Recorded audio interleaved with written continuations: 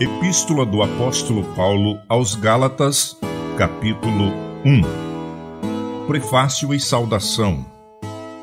Paulo, apóstolo, não da parte dos homens, nem por homem algum, mas por Jesus Cristo e por Deus Pai, que o ressuscitou dos mortos, e todos os irmãos que estão comigo, às igrejas da Galácia.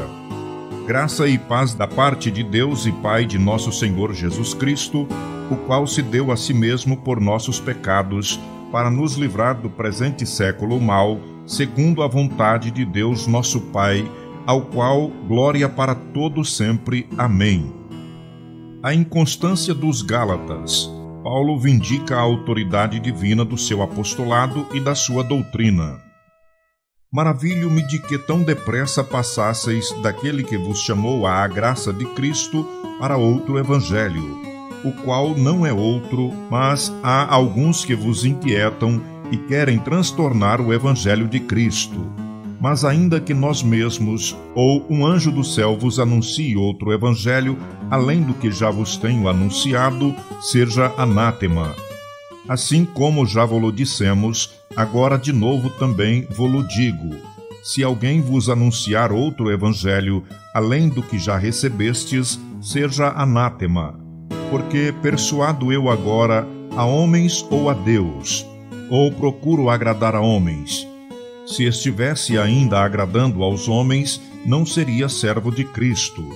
Mas faço-vos saber, irmãos, que o evangelho que por mim foi anunciado não é segundo os homens, porque não o recebi nem aprendi de homem algum, mas pela revelação de Jesus Cristo. Porque já ouvistes qual foi antigamente a minha conduta no judaísmo, como sobremaneira perseguia a igreja de Deus e a assolava. E na minha nação excedia em judaísmo a muitos da minha idade, sendo extremamente zeloso das tradições de meus pais. Mas quando aprouve a Deus, que desde o ventre de minha mãe me separou e me chamou pela sua graça, revelar seu Filho em mim, para que o pregasse entre os gentios, não consultei a carne nem o sangue, nem tornei a Jerusalém a ter com os que já antes de mim eram apóstolos, mas parti para a Arábia e voltei outra vez a Damasco. Depois, passados 3 anos, fui a Jerusalém para ver a Pedro e fiquei com ele 15 dias. E não vi a nenhum outro dos apóstolos, senão a Tiago, irmão do Senhor. Ora, acerca do que vos escrevo, eis que diante de Deus testifico que não minto. Depois fui para as partes da Síria e da Cilícia, e não era conhecido de vista das igrejas da Judéia que estavam em Cristo, mas somente tinham ouvido dizer: aquele que já nos perseguiu anuncia agora a fé que antes destruía, e glorificavam a Deus a respeito de mim. Epístola do Apóstolo Paulo aos Gálatas, capítulo 2. Depois, passados 14 anos, subi outra vez a Jerusalém com Barnabé, levando também comigo Tito. E subi por uma revelação, e lhes expus o evangelho que prego entre os gentios, e particularmente aos que estavam em estima, para que de maneira alguma não corresse ou não tivesse corrido em vão. Mas nem ainda Tito, que estava comigo, sendo grego, foi constrangido a circuncidar-se. E isto por causa dos falsos irmãos que se tinham intrometido e secretamente entraram a espiar a nossa liberdade que temos em Cristo Jesus, para nos porem em servidão, aos quais nem ainda por uma hora cedemos com sujeição, para que a verdade do Evangelho permanecesse entre vós.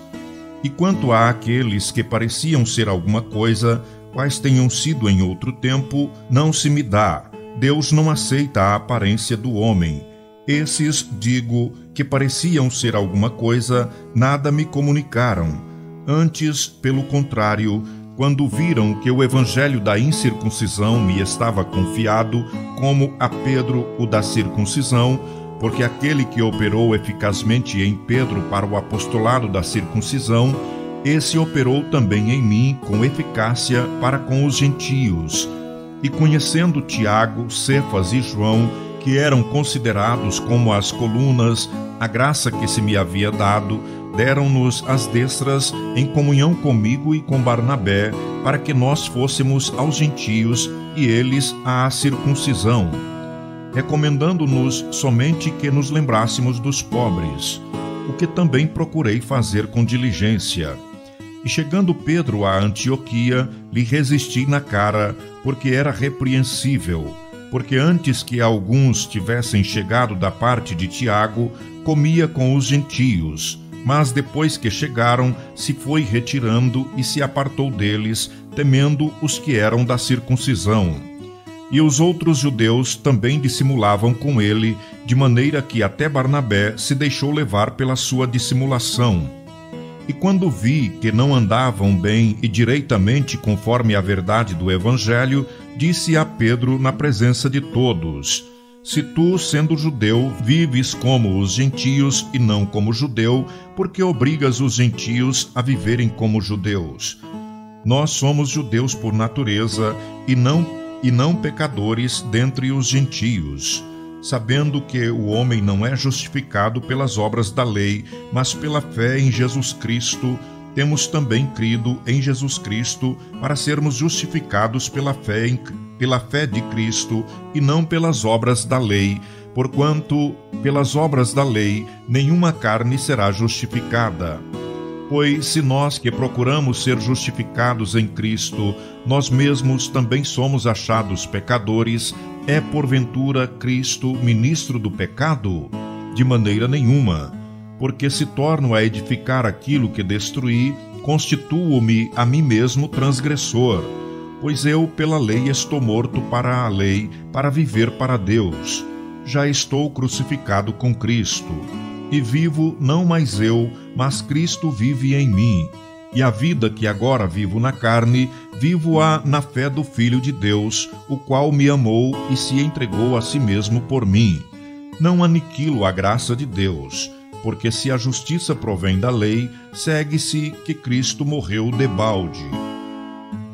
Epístola do Apóstolo Paulo aos Gálatas, capítulo 3. A lei é impotente para salvar, mas conduz a Cristo e à fé. Ó insensatos Gálatas, quem vos fascinou para não obedecerdes à verdade, a vós perante os olhos de quem Jesus Cristo já foi representado como crucificado? Só quisera saber isso de vós. Recebestes o Espírito pelas obras da lei ou pela pregação da fé? Sois vós tão insensatos que, tendo começado pelo Espírito, acabais agora pela carne? Será em vão que tenhais padecido tanto? Se é que isso também foi em vão. Aquele, pois, que vos dá o Espírito e que obra maravilhas entre vós, o faz pelas obras da lei ou pela pregação da fé? Assim como Abraão creu em Deus, e isso lhe foi imputado como justiça. Sabei, pois, que os que são da fé são filhos de Abraão. Ora, tendo a Escritura previsto que Deus havia de justificar pela fé os gentios, anunciou primeiro o Evangelho a Abraão, dizendo: Todas as nações serão benditas em ti. De sorte que os que são da fé são benditos com o crente Abraão. Todos aqueles, pois, que são das obras da lei, estão debaixo da maldição. Porque escrito está: Maldito todo aquele que não permanecer em todas as coisas que estão escritas no livro da lei para fazê-las. E é evidente que pela lei ninguém será justificado diante de Deus, porque o justo viverá da fé. Ora, a lei não é da fé, mas o homem que fizer estas coisas, por elas viverá.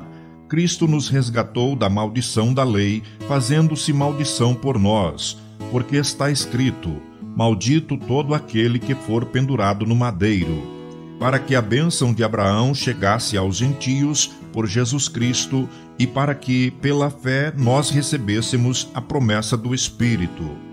Irmãos, como homem falo: se o testamento de um homem for confirmado, ninguém o anula nem o acrescenta. Ora, as promessas foram feitas a Abraão e à sua posteridade. Não diz: e às posteridades, como falando de muitas, mas como de uma só, e à tua posteridade, que é Cristo. Mas digo isto, que tendo sido o testamento anteriormente confirmado por Deus, a lei, que veio 430 anos depois, não o invalida de forma a abolir a promessa. Porque se a herança provém da lei, já não provém da promessa, mas Deus, pela promessa, a deu gratuitamente a Abraão. Logo, para que é a lei? Foi ordenada por causa das transgressões, até que viesse a posteridade a quem a promessa tinha sido feita, e foi posta pelos anjos na mão de um medianeiro. Ora, o medianeiro não o é de um só, mas Deus é um. Logo, a lei é contra as promessas de Deus? De nenhuma sorte. Porque se dada fosse uma lei que pudesse vivificar, a justiça, na verdade, teria sido pela lei. Mas a Escritura encerrou tudo debaixo do pecado, para que a promessa pela fé em Jesus Cristo fosse dada aos crentes.